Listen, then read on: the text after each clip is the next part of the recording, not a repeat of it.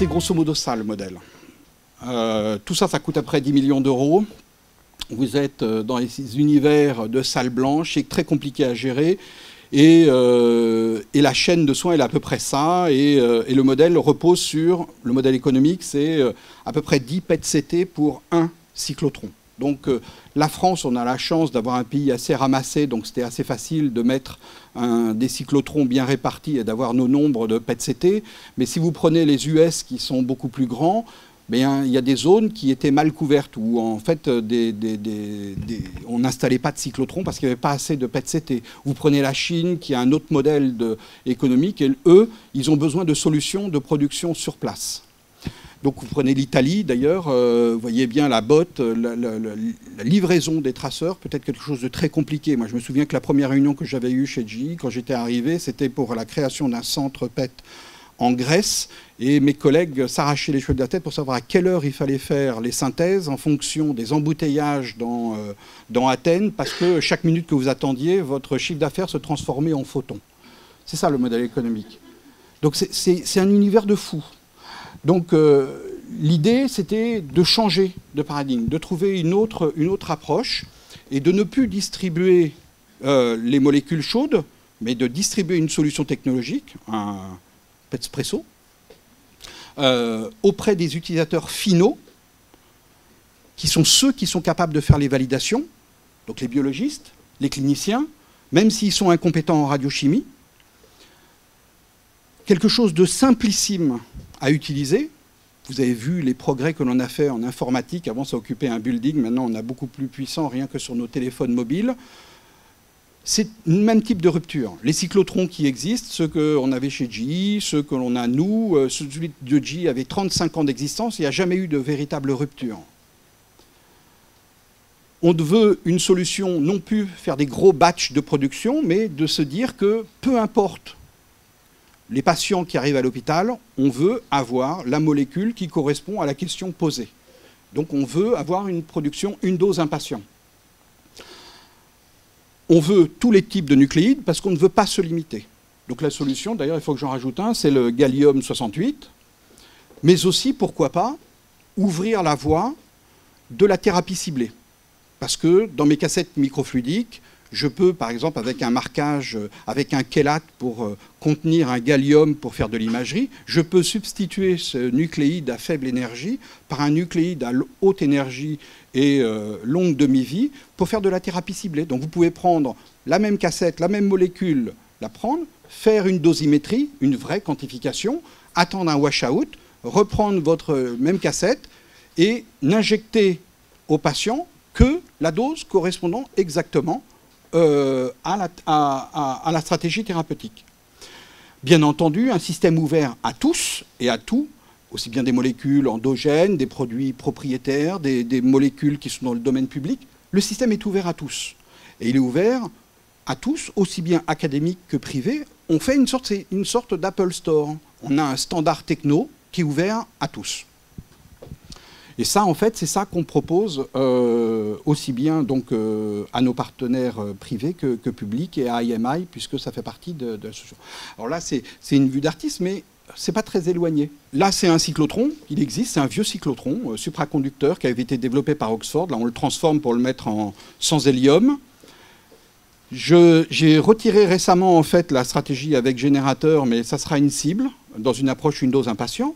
Et en fait, vous vous souvenez, tout à l'heure, je vous ai montré une photo où vous aviez une salle blanche de radiochimie qui fait plusieurs dizaines de mètres carrés avec des hot cells et des hommes en combinaison spatiale. Et bien là, en fait, c'est des petites boîtes, gros comme des boîtes à chaussures, qui sont des classes A et dans lesquelles les synthèses seront faites par un automate. Et donc on se contentera de prendre une cassette microfluidique. L'automate ira chercher ça dans un sas, mettra dans la classe blanche, sera synthétisé. En fait, le technicien ne sait pas ce qu'il y a derrière. Donc toute la complexité est simplement intégrée, automatisée. Nous l'avons constitué, je vous avais dit, avec le CEA et un autre partenaire. Mais nous n'aurons, nous, jamais les compétences en radiochimie nécessaires pour faire le marquage de toutes les molécules. Donc ce que nous mettons en place, c'est un projet réellement en open innovation avec des partenaires académiques, vous avez King's, vous avez d'autres universités dans le monde, et la France, bien entendu, vous avez le CEA qui fait partie de ça. Et eux sont capables de prendre n'importe quelle molécule, de la marquer, et avec eux, on l'intègre dans les cassettes microfluidiques. Donc c'est un réseau de partenaires académiques que l'on est en train de fédérer en consortium autour du projet. Et ça, nous l'avons aussi, contacté, bien entendu, eux sont plus des centres qui travailleront sur la validation clinique des traceurs, qui ne sont pas forcément experts en radiochimie, mais qui ont des problématiques précliniques et cliniques, et qui sont capables qui aimeraient avoir la solution packagée. Donc ma priorité pour aujourd'hui, c'est ça, mais ces centres sont aussi intéressés, et bien entendu, je vous disais qu'on avait proposé ce modèle aussi à IMI, à la pharma, pour qu'ils puissent mettre les biomarqueurs d'imagerie qu'ils veulent. Je vous en prie, je vous en prie. Neurospin est plus sur l'IRM. Mais Neurospin fait partie de l'I2BM. Et à l'I2BM, vous avez aussi un bras plus PET avec le centre Julio Curie à Orsay. Et vous avez des plateformes telles que Myrcène qui est plus en préclinique. Voilà. Mais l'idée est ça. En fait, c'est ça. In fine, c'est ça. C'est la seule chose qui est intéressante. Parce que la technologie, sincèrement, c'est joli, mais ça ne nous intéresse pas beaucoup. Ce qui nous intéresse, c'est à quoi ça sert, comment l'utiliser et quoi mettre à disposition des cliniciens. Et bien entendu, si vous regardez la liste des traceurs, vous avez bien entendu le FDG qui ne répond qu'à une seule question, c'est le métabolisme du glucose, rien de plus. Et vous avez derrière des processus inflammatoires qui peuvent être... pour lequel, par exemple, j'ai mis le déprénil, mais qui n'est marqué qu'au carbone, et ainsi de suite. Donc l'idée, c'est réellement ça, c'est de changer radicalement l'approche et de permettre à tous d'avoir accès aux molécules dont vous avez besoin en fonction de vos besoins.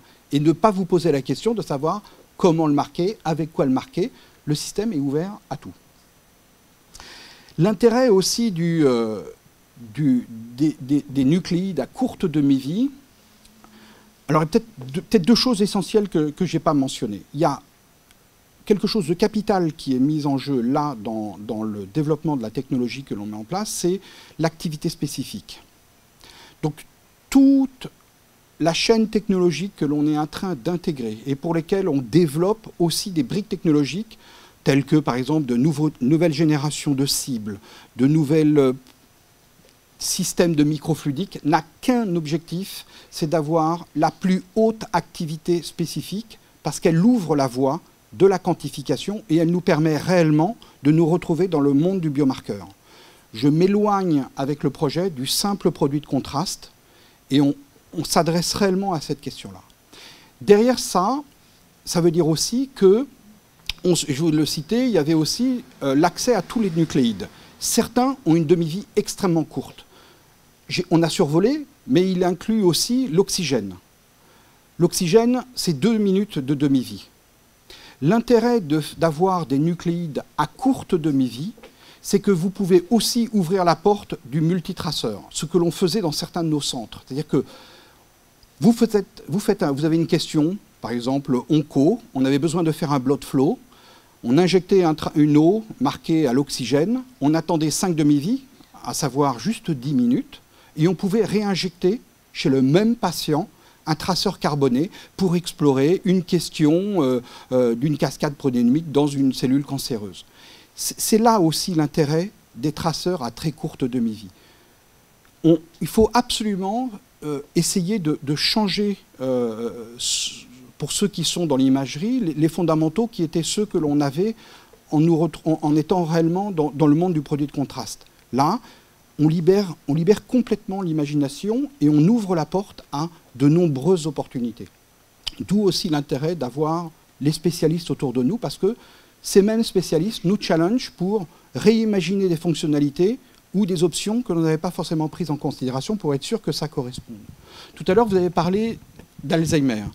Eh ben, c'est un super sujet, parce que c'est une pathologie complexe, et pour arriver à adresser l'ensemble de ces composantes, eh bien aussi, c'est des problématiques de temps, à quel stade on l'identifie, qu'est-ce qu'on mesure. Et donc on pourrait imaginer, juste sur cette slide, vous avez cité tout à l'heure la mesure de l'hippocampe, d'ailleurs qui a besoin d'être standardisée, parce qu'aujourd'hui ça ne peut pas être totalement pris en compte et validé. C'est-à-dire aussi des efforts qui ne sont pas faits par les industriels, GE, Siemens, Philips, pour faire en sorte que ces standardisations des mesures en IRM de l'hippocampe demandent une refonte complète des programmes qui sont développés. Alors, déjà, il l'avait fait il y a quelques années avec DICOMS, excusez-moi, les process d'échange de données, mais ce n'est pas suffisant pour arriver à faire, encore une fois, migrer l'imagerie du monde obscur de la jolie image à celui attendu par les agences. Et la FDA, le MEA, sollicitent énormément les industriels pour que les choses changent. Ça demande du temps. Mais si jamais on prend en effet le développement de la maladie au cours du temps, eh bien, avant que le patient ne commence à montrer des symptômes, en effet, commence à se développer la plaque amyloïde, et le FDG ne vous donnera strictement rien à ce stade-là.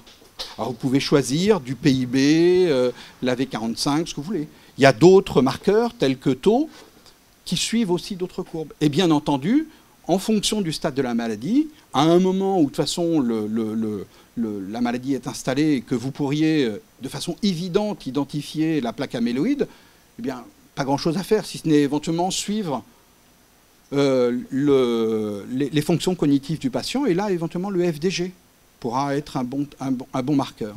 Donc c'est là où c'est important, c'est de comprendre que on se retrouve face à des systèmes complexes et on doit trouver les différents outils, qui soient in vivo, in vitro ou autres, pour arriver à adresser les questions au bon moment, comprendre ce qui se passe et ainsi progresser.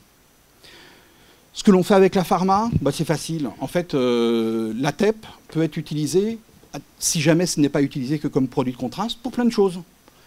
Est-ce que ma molécule atteint ma cible? Je peux faire, en effet, je disais, du pharmacocinétique, de la pharmacodynamie, sans trop de problème.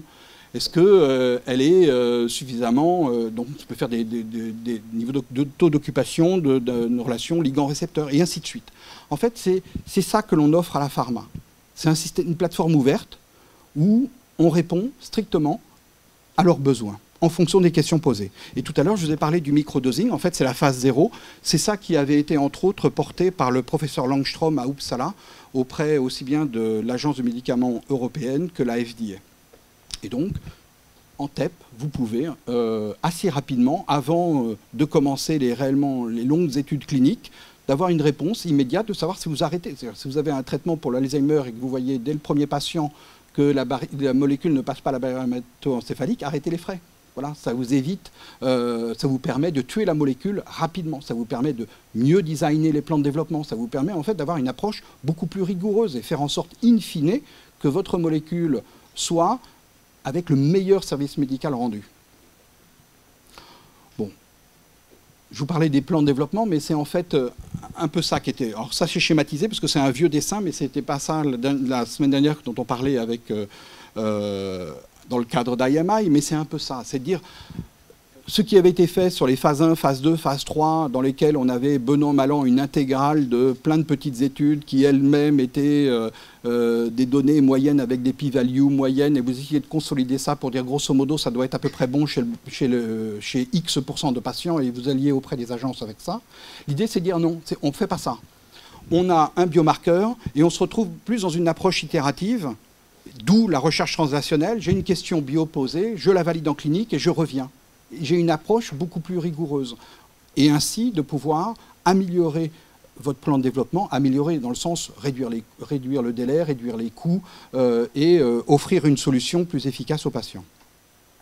J'ai même mis ça, et même éthique. Vous aviez certainement hier aussi adressé l'onco. Onco, les premières études, c'est chez les patients. Vous savez que vous allez injecter un produit, administrer un produit à une dose infrathérapeutique à quelqu'un qui de toute façon va mourir. La vraie question qui avait été posée aux agences, c'est est-ce que c'est réellement admissible si jamais en effet vous avez là des outils scientifiques qui vous permettent de réorganiser votre plan de développement. La dimension éthique joue aussi un rôle énorme là-dedans. Je pense que vous êtes tous familiers avec l'édition, non ? Vous vous souvenez que dans les années fin 80, début 90, on a réalisé qu'à partir d'un gène, on pouvait avoir plusieurs protéines. Bon, voilà. Eh bien, c'est ce processus qui s'appelle le processus d'édition et qui fait varier, modifier les ARN messagers qui transcrivent et ensuite fabriquent certaines protéines. Bon, il s'avère que le récepteur 5-HT2C est directement partie prenante de troubles psychiatriques. Et que ces fameux isoformes voilà. On peut avoir, excusez-moi, ces modifications d'édition permettent d'arriver à avoir 24 récepteurs différents. Ce que l'on est arrivé à faire, c'est à corréler. Alors, bien sûr, pas de façon directe. Vous n'allez pas trépaner les patients pour savoir exactement quel est le pourcentage de 5-HT2C et les différents isoformes. Donc, ce qu'on a pu corréler, c'est l'enzyme qui permet de rentrer dans les processus d'édition, en fait les ADAR, qui circulent dans le sang à ces modifications de 5-HT2C dans le cerveau. Et on l'a fait post-mortem chez des patients qui se sont suicidés. Donc on a validé ceci. Et aujourd'hui, on a 2 outils d'analyse, c'est l'édition des ADAR et les familles des ADAR et l'édition du PDE8A qui se trouve dans le sang. Donc ce sont ces biomarqueurs que nous avons validés et que nous avons brevetés. C'est la mesure. Et donc c'est ça que l'on a appliqué à... Alors vous voyez, ça vous permet de sortir des signatures. Voilà. Par exemple, ça c'était un test qui a été fait sur l'interféron. Vous avez à peu près 40% des patients qui souffrent de troubles psychiatriques, voire même certains qui sont dépressifs. Et donc on arrive à identifier chez un patient donné quel est le patient qui commence à avoir des signes de problèmes psychiatriques. Donc ce qu'on a fait, c'est qu'on a développé 2 solutions. Une solution tox et une solution de diagnostic. Solution tox, c'est sur culture cellulaire, où on expose les médicaments, et c'est les résultats de cette analyse qui permet de valider que ce produit peut induire des troubles de l'humeur, voire même à un profil spécifique qui pourrait conduire à des problèmes de suicide. Et bien entendu, même chose avec le test sanguin. Donc ça aussi, ça fait partie des choses qui intéressent nos amis de la pharma, parce qu'aujourd'hui, par exemple, aux US, pour certaines classes thérapeutiques, vous avez un warning, un label de la FDA qui annonce que le médicament peut être dangereux. Et certaines pharmas ont eu des gros problèmes, tels que, vous vous souvenez de la Complia pour Sanofi ou d'autres molécules qui sont arrêtées en cours de développement parce qu'ils avaient un très mauvais profil, avec même des patients qui risquaient de se suicider. Donc ça a été validé avec la Drug Safety Executive Council sur 52 médicaments par la pharma. Ça, c'est les 52 médicaments qui ont été testés. Et voilà, et je vous remercie, et j'ai fini. Merci.